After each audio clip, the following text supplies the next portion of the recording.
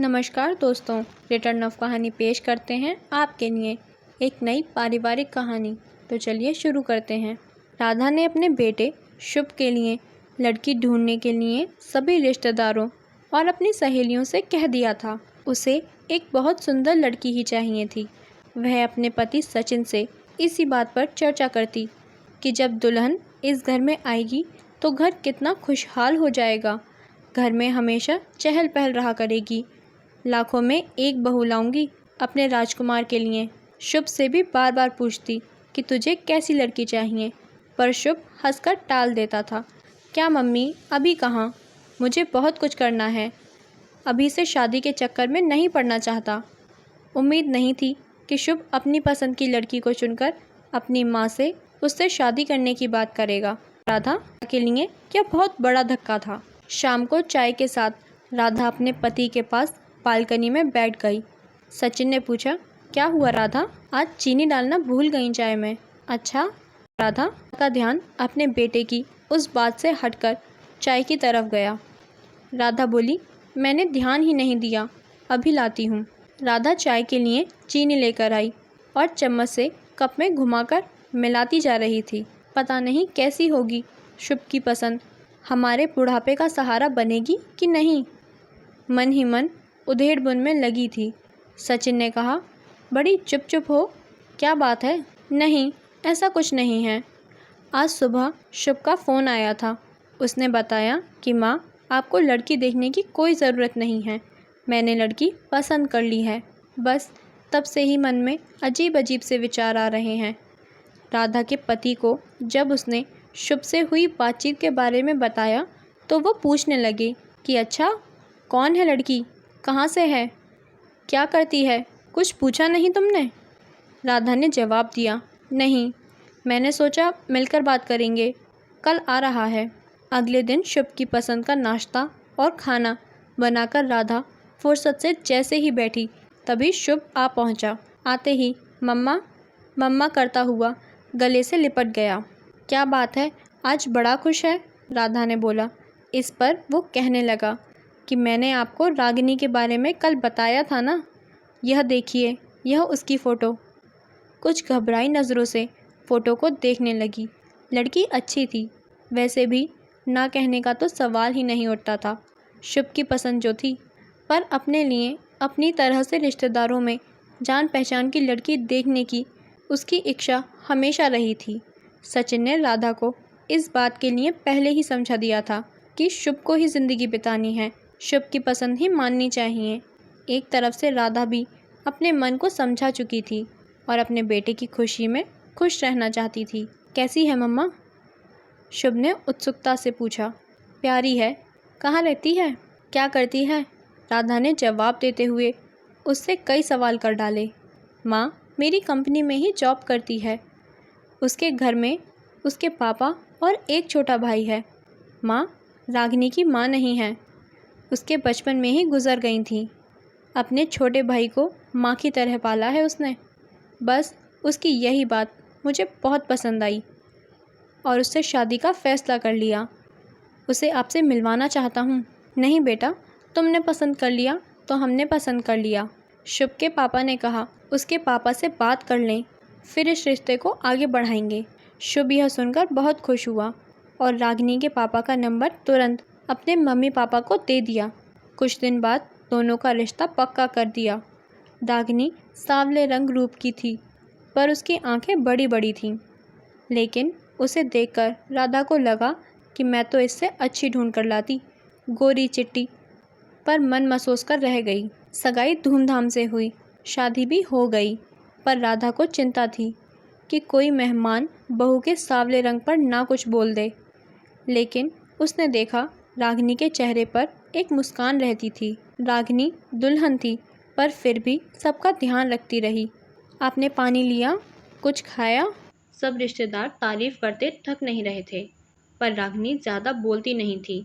शायद उसकी आदत ही ऐसी थी, कम बोलना। राधा को रागिनी से ज़्यादा बातें करने का समय नहीं मिला।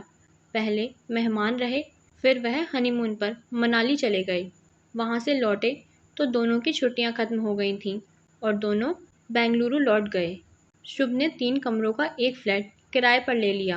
रागिनी और वह दोनों साथ ही निकलते थे। दोनों की कंपनी एक ही थी। फ़ोन पर थोड़ी बहुत बात हो जाती थी, क्योंकि राधा को हमेशा सचिन से रागिनी की ही बात करनी होती थी। वह हमेशा कहती, रागिनी शायद हमें पसंद नहीं करती। राधा को शिकायत होती थी कि वो दोनों घर नहीं आते। इस पर उसके पति सचिन ने उसे समझाया कि उनको छुट्टी नहीं मिल रही होगी। अभी शादी पर ही तो ली थी, कितनी सारी छुट्टियाँ। पर राधा के मन में एक डर था। बिना जान पहचान शादी हुई है। रागिनी के कम बोलने की आदत की वजह से राधा और रागिनी शादी होने के बावजूद भी एक दूसरे को ज़्यादा करीब से नहीं जान पाए थे। एक दिन शुभ ने फ़ोन किया और कहा, माँ, आप और पापा कुछ दिन के लिए आ जाओ। हम दोनों को छुट्टी नहीं मिल रही है, लेकिन आप लोग यहाँ आएंगे, साथ मिलकर रहेंगे तो बहुत अच्छा लगेगा। राधा ने बहुत आनाकानी करते हुए मना किया, नहीं, अभी नहीं, फिर कभी। लेकिन शुभ मानने को तैयार ही नहीं था। अच्छा, तेरे पापा से पूछकर बताऊंगी। सचिन के हाँ कहने पर राधा की खुशी बढ़ गई और उसने एक लिस्ट तैयार कर ली कि क्या क्या सचिन के साथ वह बाजार से जाकर शुभ की पसंद का लेगी। रागिनी की भी खाने पीने की पसंद उसे पता चल चुकी थी, इसलिए उसने लड्डू, काजू कतली और घर का भी काफ़ी सामान बना लिया था और बाजार से भी उनके लिए शर्ट और सूट खरीद लिया था। आखिर पहली बार बेटे और बहू के पास रहने जा रही थी। सचिन और राधा टैक्सी करके बेंगलुरु पहुंच गए। राधा सोचने लगी, रागिनी ऑफिस में होगी, छुट्टी तो ली नहीं होगी, पर दरवाजे पर ताला नहीं था। राधा को अच्छा महसूस हुआ। डोरबेल बजाते ही रागिनी ने पैर छुए और नाश्ता और चाय लेकर आ गई। रागिनी ने कहा कि आप नहा धोकर कपड़े बदल लीजिए, मैं थोड़ी देर में खाना लेकर आती हूँ। सामने नया टॉवल रख दिया। ये देखकर सचिन मुस्कुराए। थोड़ी टेढ़ी निगाह से राधा थोड़ी सी मुस्कुराहट के साथ नजरें नीची करके नाश्ता करने लगी। देखा, बहू कितनी समझदार है। सचिन के ये कहने पर राधा कुछ नहीं बोली। कहती भी क्या। शाम को जब शुभ आया तो सब खुशी से मिले। राधा सामान दिखाने लग गई। सब खुश थे। शुभ, राधा और सचिन बातें कर रहे थे। रागिनी अपने इधर उधर के काम समेटने में लगी थी, बस एक छोटी सी मुस्कुराहट लिए। रात का खाना बाहर से ही ऑर्डर कर लिया। सबने मिलकर खाना खाया। खा पीकर सब सोने चले गए। रागिनी ने 2 चादर, एक जग पानी और गिलास सब रख दिया था। राधा को मन ही मन खुशी हो रही थी। जैसा उसने सोचा था, रागिनी वैसी ही थी, घर को घर समझने वाली। अगले दिन ऑफिस था। शुभ बताता था कि दोनों कॉर्नफ्लेक्स खाकर ही चले जाते हैं। राधा ने सोचा, उन्हें कंपनी में मिल जाता होगा खाना, इसलिए कुछ ज़्यादा खाकर नहीं जाते। फिर उसने सोचा, क्यों ना मैं अपने शुभ के लिए कुछ बना लूँ। तभी रागिनी की आवाज़ से उसका ध्यान टूटा। माँ, नाश्ते में ढोकला है, शुभ ने बाजार से ला दिया था। राधा ने देखा, रागिनी नई साड़ी पहनकर तैयार थी। ये वो ही साड़ी थी जो राधा लाई थी। रागिनी ने आगे बोला, खाना बना दिया है, खा लीजिएगा। अपनी दी साड़ी में रागिनी को देखकर राधा को खुशी महसूस हुई कि रागिनी ने दिए गए तोहफे का मान रख लिया। सुंदर लग रही हो रागिनी बहू, राधा ने धीरे से कहा और तुरंत बात पलट दी। अरे, मैं बना लेती नाश्ता।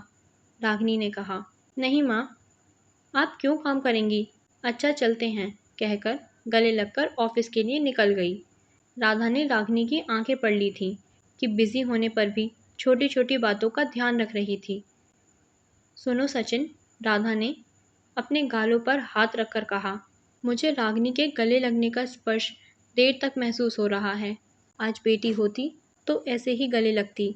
सचिन ने भी अखबार पढ़ते पढ़ते भावुक दिल से हाँ कहा। लेकिन अगले दिन सचिन से राधा कहने लगी, क्या फ़ायदा आने का, दोनों को छुट्टी भी नहीं है और टाइम भी नहीं बिता पाते हमारे साथ। सचिन ने भी हाँ में हाँ मिला दी। राधा कहने लगी कि 1-2 दिन में हम चले जाएंगे। अगले दिन रागिनी सुबह ही नाश्ता बनाने में लग गई। राधा ने रागिनी से कहा, तुम तैयार हो जाओ, मैं ये कर लूँगी।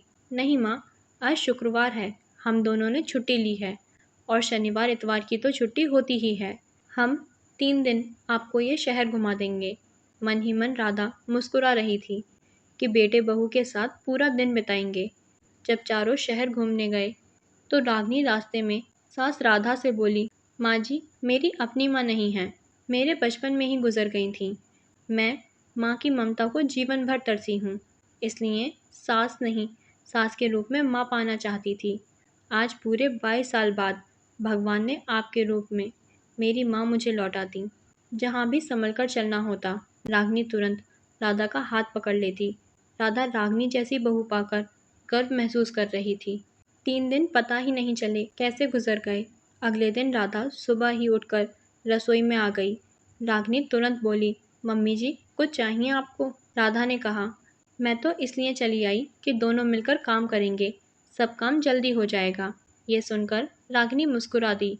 दोनों ने मिलकर नाश्ता बनाया और रागिनी ऑफिस के लिए तैयार हो गई। शुभ और रागिनी चले गए। राधा सचिन से रागिनी की तारीफ किए जा रही थी और सचिन मुस्कुरा रहे थे। तुम वही हो जो रागिनी के लिए इतना डरी बैठी थी। राधा धीरे से मुस्कुरा दी। शाम को शुभ और रागिनी ऑफिस से आए। खाना खाते समय सचिन ने कहा, शुभ, हम कल जाने का सोच रहे हैं। शुभ ने कहा, अभी तो कुछ ही दिन हुए हैं आप लोगों को आए, अभी तो खूब मन लग रहा है। आप अकेला तो महसूस नहीं कर रहे? नहीं बेटा, तुम्हारी मम्मी साथ है ना, तो दिन आराम से कट जाता है। कभी टीवी देख लेता हूँ, कभी अखबार पढ़ लेता हूँ। ऐसे में समय का पता ही नहीं चलता। शुभ ने कहा, तो फिर क्यों जाना है? खाना खाने के बाद बर्तन समेटकर रागिनी कमरे में आकर बोली, मम्मी जी, शाम को ऑफिस से आकर बहुत अकेलापन लगेगा। आप दोनों के आने से रौनक हो गई है। थोड़े दिन और रुक जाइए, या मैं तो कहूँगी कि आप हमारे साथ ही रहिए। वैसे भी अब पापा जी रिटायर हो गए हैं, कोई काम नहीं है। आप दोनों का ध्यान हम पास रहकर ज़्यादा अच्छे से रख पाएंगे। जो रागिनी बोलती नहीं थी, वह आज बड़ी बड़ी बातें कर रही थी। सचिन और राधा एक दूसरे को देखकर मुस्कुरा रहे थे। राधा ने रागिनी के पास आकर उसका हाथ अपने हाथों में ले लिया। कहने लगी कि कितना ध्यान रखती हो तुम हम सब का। शुभ बड़ा किस्मत वाला है जो हमें एक अच्छी बहू मिली। इतनी अच्छी तो मैं भी नहीं ढूंढ पाती। ये सुनकर रागिनी राधा के गले लग गई। रागिनी बोली, मम्मी जी, मैं भी किस्मत वाली हूँ जो ऐसा परिवार मिला। प्यार और अपनेपन की वजह से दिल की बात दिल तक पहुँच गई। आजकल दोनों के रिश्तों में बदलाव आया है। समझदारी और प्यार से रिश्ते मजबूत होते हैं।